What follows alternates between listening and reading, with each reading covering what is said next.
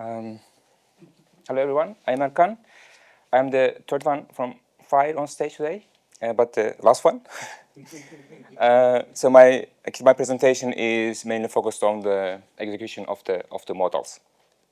So in one page, what I'm gonna present is the following. So we will start with MPS, with a meta model, our language, and an instance of our model. Then what we wanna achieve is, how this work? I don't know. Yeah. What we want to achieve is basically we want to have an executable of our model at the end. And what happens in between is we will convert our models we will represent our models as LionWeb nodes. Then we convert the LionWeb nodes into Truffle nodes, which is part of the Truffle Language Framework in GraalVM project. Then we are all in Java space, no MPS. Then we will compile our application into executable. So to make it concrete, basically our input models, the language model is called simple language. It's a language with basically a typical, it has the concepts in MPS language to represent a typical imperative program, yeah? Such as the one on the right side. It's a model which computes the Fibonacci number of given number. So we know now a lot about LionWeb, and as I also from the previous talk, I have seen that some people know MPS, so I'm not going to go explain them, but I'm going to explain I will talk about a bit the GraalVM, which is from Oracle. It's another, JDK of GVM distribution, but it has some specifics. First of all, it uses a compiler which is called Graal. It's a just-in-time compiler. As the other JIT compilers, it consumes the bytecode and produces machine code. Yeah. And it's written in Java, which is different than the conventional compilers you have in Hotspot VM, C1 and C2 compilers, which are written in C++. It comes with an language implementation framework, which is called Truffle. It's a library, again, written in Java. And it enables you to implement new programming languages, DSL, or you can also re-implement a known language in Truffle. And another interesting technology it provides is the native image. So actually, it's ahead of time compilation of your Java program into binary. It's a native executable. It's for your machine or operating system. It's not portable, but for some cases can be, let's say, what you look for if you want to have less memory footprint and faster execution of your application. So a little bit of about Truffle. How you write your language in Truffle is basically you write an abstract syntax tree interpreter for your language. This is how you build a language in Truffle. So, interpreters are easy to write, and they are easy to understand, maintain, and debug. But the drawback is that they are slow. So this has to be also tackled. It is tackled, and in a way that it generates high-performing code from the interpreter. How it does it? It depends on. Actually, they took some decisions and they used some techniques to enable that. First of all, the important thing here that, Graal and Truffle are Java programs, so you can just call each other and talk, ask for services, and communicate. And they use two techniques, which makes a difference on the performance. one of them is the abstract syntax tree specialization, and the other one is the partial evaluation of the interpreter. I'm not going to into the details of these techniques. Yeah, it's out of the scope of this talk. And also, you get aggressive compiler optimization from Graal. So now I gave some context. Now a bit about the motivation, why we are doing that basically. So first of all, yeah, the model you see, M1 model, doesn't have any semantic. So we want to add a semantic to our language because we want to execute it at the end. We want to generate production-ready target code. And we also want to be independent of any modeling tools. These are, let's say, main goals and motivation of this work. So with Truffle, we add a semantic to the language.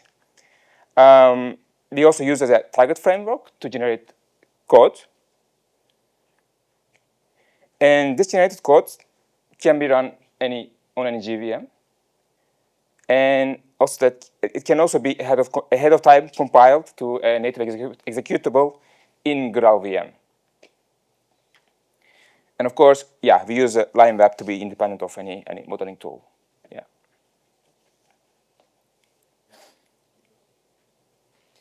So the case study, our case study has basically two parts. First part is, we have these models in LionWeb in MPS.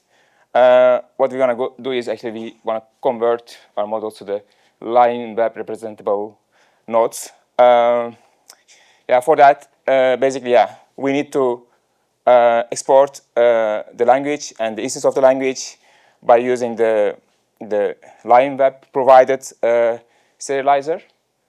And what we get out of it is a JSON file, which are LionWeb JSON format, includes the M2 and M1 language.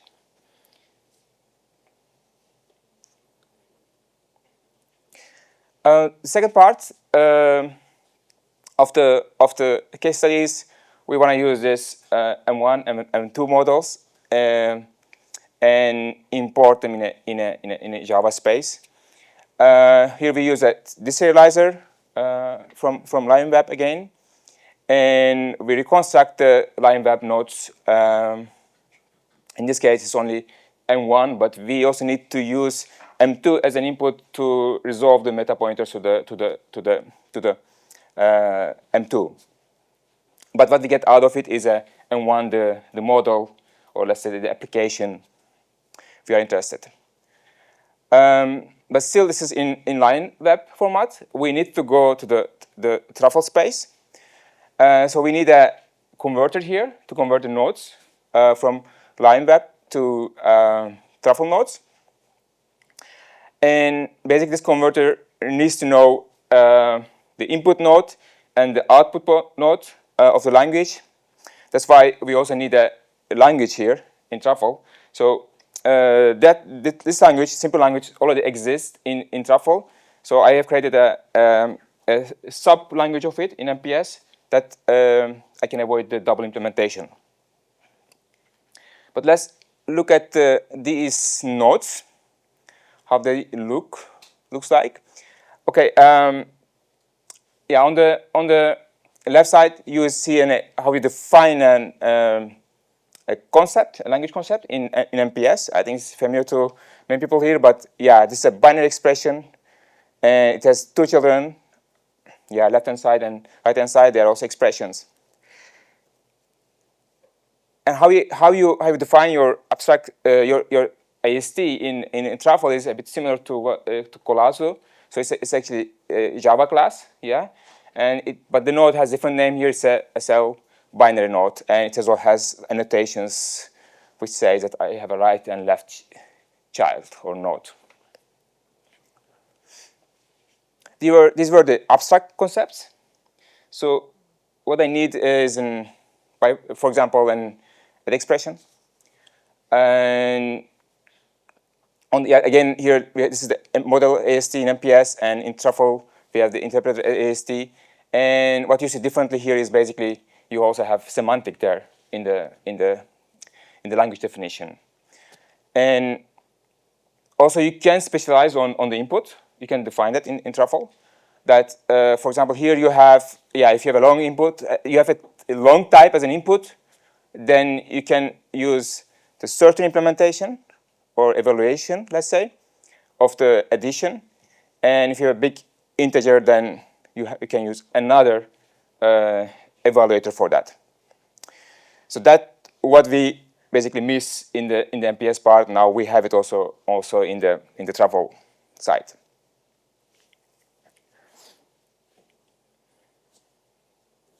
The conversion that is implemented manually.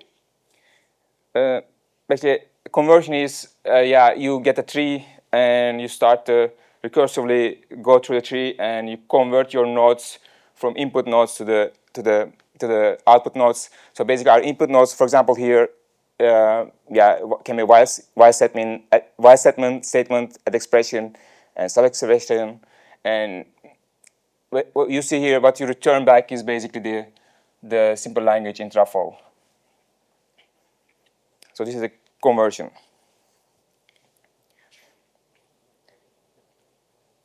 Before going further, I want to also talk about an alternative approach, which refers to Nico's work, done a few years ago, also presented in previous Langdevs. Actually, this work includes two things. First of all, it has a MPS interpreted language in MPS, which allows you to add another aspect to your language and define your interpreter for next to your language structure. And also implementation of Truffle in MPS, which is called Tartufo, which gives you, which enables you basically to automate two things. You can convert your MPS concepts into Truffle classes, and you can also write a converter which converts your nodes.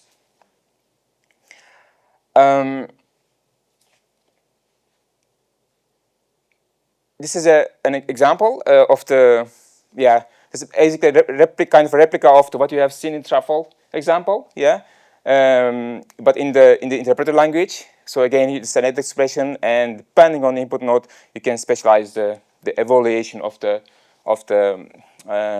addition.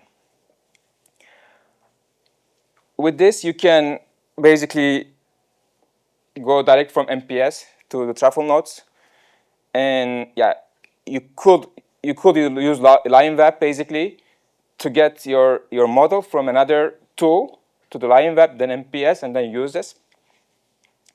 But you need to go through the MPS. This work is not still in progress, not complete. But it's a nice work to refer here. Okay, the last step. Now we are in the Truffle space, and from here we can just either use GVM and run our code on the GVM, or as an alternative, we can also ahead of time compile our code to go to executable, depending on the requirements and preference. I will give a demo. So I have two projects for the demo, for the MPS side and for the Truffle side. So one of them is the MPS project, the other one is the Java project. Links are here. Let me. So, okay, nice. So this is so it's my language. The expression here, so the binary expression that I showed already. This is my M1 model, and my converters here for the language. Julian already did that process, so I will repeat it for my language. So I export the language to a directory here. And I do the same for the instance. So I have now basically two JSON file, one of them is simple language, the other one is fib.json. And this is what I need to do in the MPS part.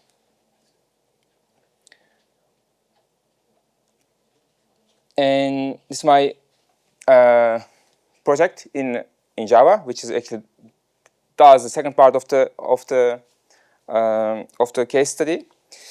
Before explaining, I'm going to run the compilation because it takes some time. Yeah. Okay, nice. So what I have here is basically my the M1 model here. This was a 10 as the input, and also is my language. And I also this is the same let's say application does the same thing, but in simple language. I will use this to compare the output of my model with this application that just they match. But so this is my Java application. I have the language M2 M1 model as an input, and also the implementation of the Fibonacci number in simple language. So what's going to happen basically, the serialization, converting to the truffle nodes, and we are going to execute the truffle nodes. And here I do a measurement of the execution of the truffle nodes, just to compare, to give a glimpse of the execution time between the ahead of time and just-in-time compilation. So it's still building.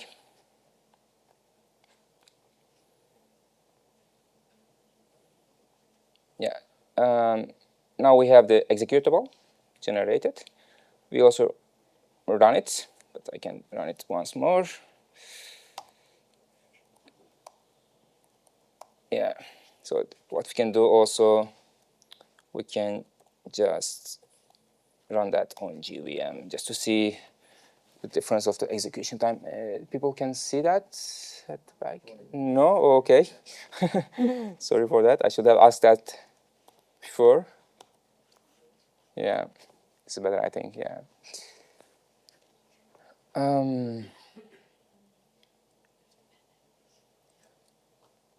So I'm switching back to the presentation.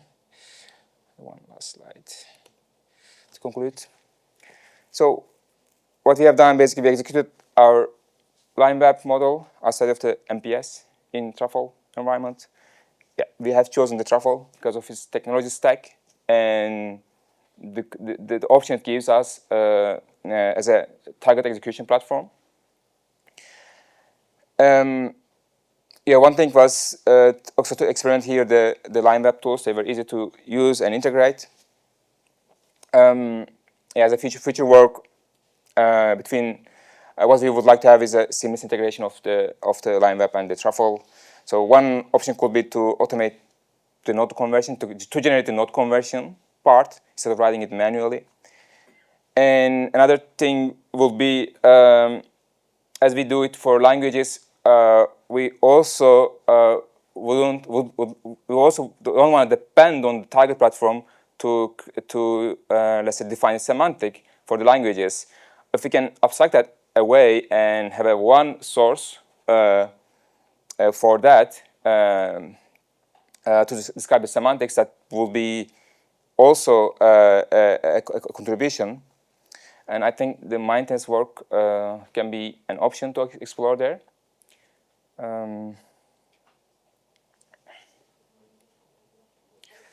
That was it.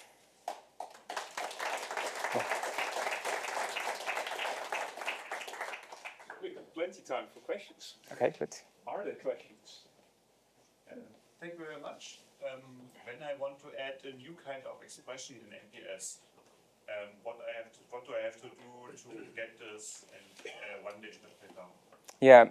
So what you need to do here, basically your target language, which is in the Truffle in this case, should have a corresponding, let's say, operation or node that supports your new expression. So you also need to convert that in your node conversion.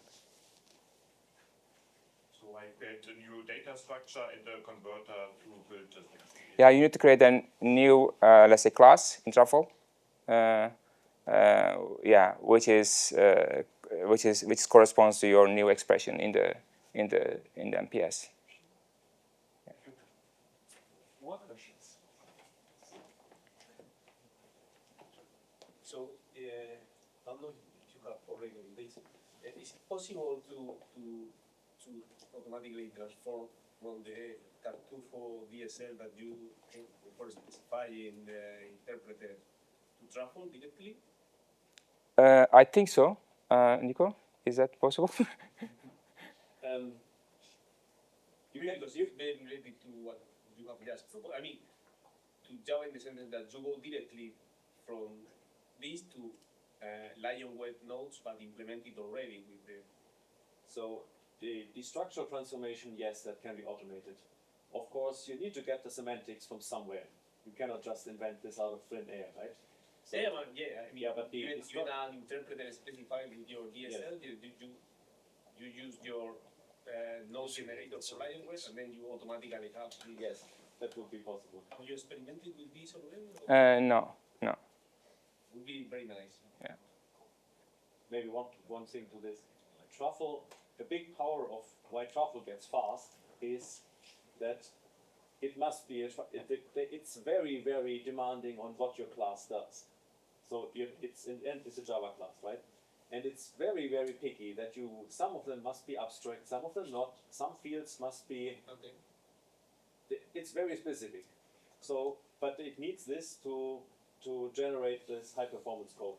So, like, what will not work is you say, I have my add node, which extends Truffle node and implements LionWeb node. This will not work because Truffle is, as I said, specific about this. Okay. You need this conversion from the LionWeb world to the Truffle world. Okay. Yeah, when I think of executable models that often involves user interaction, like I'm simulating a state machine and I want to trigger a transition, enter a value or anything. Is that something you've experienced with? So yeah, actually, what you could after you have the interpreter, for your language, then you can do all this interactive stuff, right? And this is already there in the Truffle framework, and you can use it basically. And the Truffle also has a front end. You can have your grammar there, and also you can have the concrete syntax going from your language to these nodes. Actually, the nodes are a bit intermediate representation also. Yeah.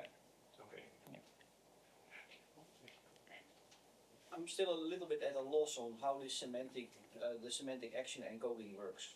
Mm-hmm. You seem to have in your NPS specification some annotations where you say the plus binary expression is binary integer dot add binary integer. So where does this knowledge go on the other side? Because I can understand that you can pull the AST across and LionWeb, but in the end, on the other side, you need to do the mapping again to the concepts that are there in the Truffle framework. And I don't understand where this information, how does this information go across the LionWeb interface? That's my question. Okay. That semantic information doesn't go through the LionWeb. LionWeb only is about the structure. So but what's the point then? Because the value is in the semantic information. Yeah, that was one of the feature work, right? That's also something we want to explore. We want to have an abstraction of the semantic also that we can use as source to generate it for different target platform. And actually, so all knowledge on the coding is on the side of the extraction from LionWeb towards the Truffle framework, right? You know basically what kind of entities you will get from the LionWeb interface, and the knowledge on how to transform it into the Truffle specific element is on that side of the interface. Currently. Yeah, I'm not sure if I understand correctly, but what we transfer is the nodes, the structure itself, not the semantic at the moment. Yeah. How I understand it, at least correct me, if you have a truffle language, including semantics, you can, on a meta level, define a LionWeb model that has the same structure.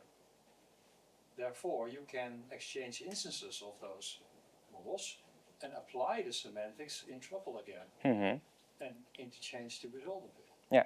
So that's what already there. So that is why you don't have to per se exchange the semantical definition part of Truffle to enable the semantics via LionWeb, because you can just use Truffle.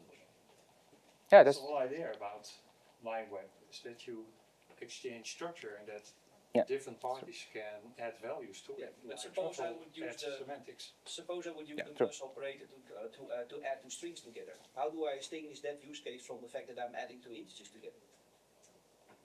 That's what I'm trying to do. Truffle can make the distinction. How?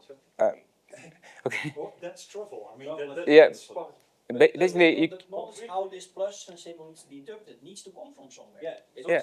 Very concretely, you see it there, right? You have two separations. It's with Hoppery. The first implementation works for two longs, and the second one works for two big integers. And the execution of it, you just write down in Java. That's where it comes from. It's written there, and you either write it directly there on your own, or there was this idea from converting it from MPS, but forget about this. This fits very much in when you remember the reference architecture, where you have these processors. So you could have one interpretation processor, where you just say, which is implemented somehow, you don't care, it might be this, it might be implemented in Mintis framework, or, I don't know, ask the ferry, and you just tell it, please evaluate this node with ID 24. And then it does its thing, and it runs its interpreter and whatever. So your program that you run is M1, right? So that's what's interchanged via LionWeb. And so it doesn't matter where it comes from, whether it's defined in MPS or in Rascal and translated, or in Taste. And then you have some hopefully high performance execution, which knows how to execute it. I think we have to take it offline because I don't want to use but one thing to propose that you continue this, that's fine, cool. Is the short question? I think it is. Yeah. Okay, then if you can short answer it. Yeah, actually related to the previous question. So where is pipe checking happening? In the MPS part? No, it's actually if you are in Truffle, you are in Java. It's a Java program, right? So also maybe partial answer to your question. So when you run your program here as an input, then you know the types. Yeah, if you're adding two longs or two big integers, then you have all this information, and Truffle can decide which one to use. So on the MPS side, I could write I don't know, A plus 2. Yeah. And MPS wouldn't complain, right? Would convert it to Truffle, and then you would get in Truffle, right? There is no A plus 2. Let's say there is no addition between string and integer. Correct? Or But you could have this semantic in Truffle, right? You can add it. okay, you could, but you don't have it. And I don't know whether you have it or not, because I'm in MPS, I don't have it. So we give information to Truffle, and then Truffle sends it back to LionWeb. So this example actually, I'll try to keep it short, has it integrates with MPS. The idea is that the interpreter integrates with all the other stuff that's in MPS. So you assume there is in the MPS, there's a type system which gives you an error or not, and that the semantics of your type system and the semantics of the interpreter is the same.